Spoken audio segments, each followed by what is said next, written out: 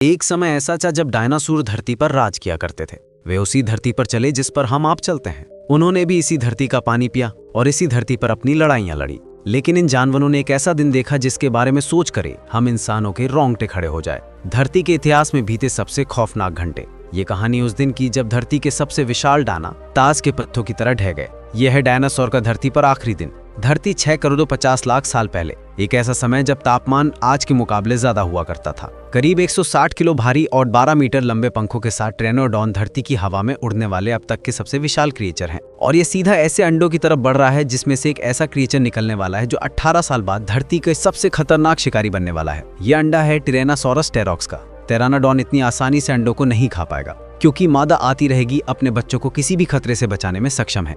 लेकिन उस दिन इस अंडों को बचाने का कोई फायदा नहीं होगी। अंतरिक्ष एक ऐसा महाप्रलय आने वाला है जिससे बचना पूरी डायनासोर प्रजाति के लिए नामुमकिन होने वाला था। वहीं धरती से 320 करोड़ किलोमीटर दूर धरती के विनाश की प्रक्रिया शुरू हो चुकी थी। जुपिटर और मार्स के बीच 100 करोड़ से ज्यादा एस्ट्रॉइड एक ही दिशा में चल रहे थे, लेकिन एक एस्ट्रॉइड इन सबसे अलग डायगनली दौड़ रहा था। वे एस्ट्रॉइड भी कुछ ऐसा वैसा नहीं बल्कि 6 किलोमीटर चौड़ा था और 35,000 किलोमीटर प्रति घंटे की रफ्तार से दौड़ रहा था। और वे दौड़ते दौड़ते एक बड़े एस्टेरॉइड से जा टकराया, जिसके कारण लाखों और नए एस्टेरॉइड में टूट गए। इन लाखों में से एक एस्टेरॉइड की दिशा बाकियों से सबसे अलग थी। ये एक ऐसा पत्थर था जो कि 10 किलोमीटर चौड़ा था और जो कि धरती के इतिहास को पूरी तरह से बदलने वाला था, क्योंकि वह सीधा सौर मंडल के 5वें सबसे बड़े ग्रह की ओर बढ़ रहा था। एकमात्र ग्रह जिस पर जीवन मौजूद है।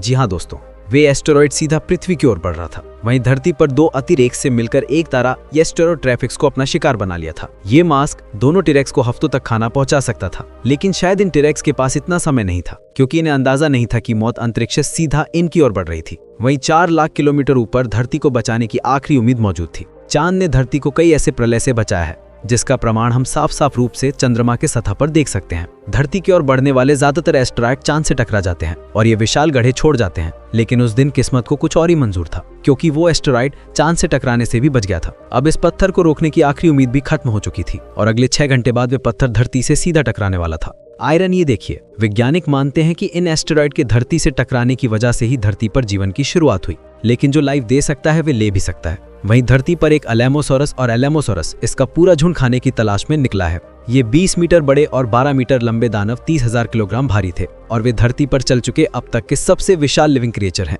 कहते हैं कि इनकी सेंसेस इतने तेज थे कि दूर से ही आने वाले खतरे को भांप लेते थे। लेकिन इस बार इन्हें भी कोई अंदाजा नहीं था कि इनके तरफ क्या बढ़ रहा था। वहीं अंतरिक्ष में वे पत्थर तेजी से धरती की ओर बढ़ रहा था और अब 20 मिनट ही बचे थे जब वे सीधा सीधा धरती से टकराने वाला था। वे एस्टेरॉइड करीब 65,000 किलोमीटर प्रति घंटे की रफ्तार से दौड़ रहा था। लेकिन वे जैसे ही धरती के पास पहुंचा, धरती के ग्रेविटेशनल फोर्स ने उस पत्थर की रफ्तार को 65,000 से बढ़ाकर 72,000 किलोमीटर प्रति घंटा कर दी थी। जैसे ही एस्टेरॉइड में धरती के एटमॉस्फेयर में प्रवेश लिया, फ्रिक्शन ने उस पत्थर को एक विशाल फायरबॉल में बदल दिया। ये फायरबॉल अब सीधा मैक्सिको से टकराने वाला था। अलेमोसोरस और इसके झुंड से कुछ किलोमीटर दूर इस फायरबॉल का तापमान अब 20,000 डिग्री सेल्सियस पहुंच चुका था, जो कि सूरज के सतह से 4 गुना ज्यादा था। पलक झपकते ही वे विशाल जलता हुआ पत्थर धरती से टकरा गया, बल्कि धरती से टकराने से 800 किलोमीटर पहले ही उसकी रोशनी इतनी तेज थी कि उन्हें अलेमोसोरस ने अपनी आंखों की रोशनी खो दी होगी। कहते हैं कि उस एस्टेरॉइड की एक्सप्लोजिव फोर्स करीब 100 करोड़ मेगाटन था, जो कि नागासाकी और हिरोशिमा पर गिरे परमाणु बम को मिलाकर भी करोड़ों गुना ज्यादा शक्तिशाली था। अगर यह एस्टेरॉइड समंदर में गिरा होता तो कुछ फोर्स पानी के द्वारा एब्जॉर्ब हो जाता,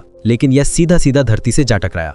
इस भिड़ंत ने धरती को अंदर तक झकझोर दिया और इम्पैक्ट साइट से 1000 किलोमीटर दूर तक का तापमान 300 डिग्री सेल्सियस पहुंच चुका था। जो डायनासोर इस 1000 किलोमीटर के अंदर थे, उनकी स्किन पर मौजूद पानी सीधा भाप बन गया, बल्कि इस ब्लास्ट ने एटमॉस्फेयर में मौजूद मॉइस्चर के हर एक बूंद को चूस लिया था।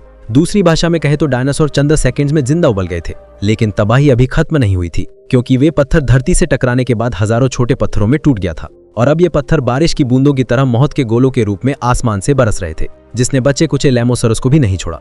वे पत्थर धरती से इतनी तेज टकराया था कि उसने एक भयंकर भूकंप को पैदा कर दिया था। और भूकंप भी ऐसा वैसा नहीं, बल्कि एक ऐसा भूकंप जिसकी तीव्रता 11.1 थी, जो कि इंसानों द्वारा देखा गया सबसे भयंकर भूकंप के मुकाबले 4 गुना ज्यादा शक्तिशाली था। उस समय धरती एक रेगिंग बेल की तरह हिल रही थी। ब्लास्ट के कारण आसमान में डस्ट पार्टिकल का पूरा बादल बन चुका था, जो लाखों किलोमीटर विशाल था। इस क्लाउड को इजेक्टर क्लाउड से जाना गया, जो कि 16,000 किलोमीटर प्रति घंटे की रफ्तार से धरती को अपने चपेट में ले रहा था। और देखते ही देखते सूरज की रोशनी आनी बंद हो गई और हर तरफ अंधेरा छा गया। ब्लास्ट को 1 घंटा भी नहीं हुआ था कि डायनासोर की 100 से ज्यादा प्रजातियां खत्म हो चुकी थी और नॉर्थ अमेरिका एक नर्क की तरह दिखने लगा था। ये इजेक्टा क्लाउड धीरे धीरे एशिया पहुंचा और इसका तापमान इतना ज्यादा था कि कुछ मिनटों में ही एशिया की धरती का तापमान 150 डिग्री से आसपास पहुंच चुका था। बल्कि इजेक्टा क्लाउड इतनी तेजी से बढ़ रहा था कि उसने आकर बवंडर बनाना शुरू कर दिया। इस बवंडर की रफ्तार इतनी तेज थी कि डायनासोर कागज की तरह हवा में तैर रहे थे। देखते ही देखते जंगलों में आग ध्वनि की रफ्तार से बढ़ने लगी और हर तरफ डायनासोर की लाशें बिछ चुकी थी। अब हवा में रहने वाले और पानी में रहने वाले कई डायनासोर जिंदा थे,